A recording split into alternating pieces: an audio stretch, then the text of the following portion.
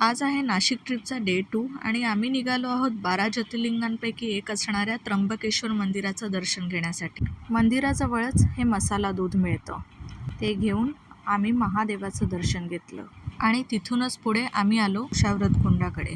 गोदावरी ही पवित्र नदी ब्रह्मगिरी टेकड्यांवरनं लुप्त झाल्यानंतर येथे पुन्हा येते, म्हणून या तीर्थाचे श्रेष्ठ पावित्र्य आहे.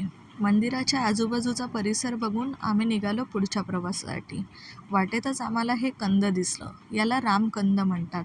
छान गोडसर अशी चव असते याची.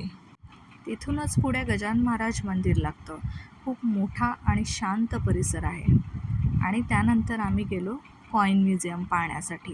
हे कॉईन म्युझियम सकाळी 10 ते संध्याकाळी 5 वाजेपर्यंत ओपन असतं. यामध्ये कॉईन मॅन्युफॅक्चरिंग, कास्टिंग आणि मशीन स्ट्रायकिंग प्रोसेस या मिनिएचर स्वरूपात खूप छान प्रेझेंट केलेली आहे. या म्युझियममध्ये दख्खन, मुघल, शिवकालीन, भारतीय राजवंश, ब्रिटिश ते अगदी आत्तापर्यंतच्या सगळ्या करन्सीज, सगळे कॉईन्स आणि वेगवेगळ्या प्रकारच्या नोटा तुम्हाला इथे पाहता येतील. खरंच खूप मोठं आणि सुंदर कलेक्शन इथे आहे. त्यानंतर लंच टाईम झाला म्हणून आम्ही एका छोट्याशा कॅफेमध्ये आलो.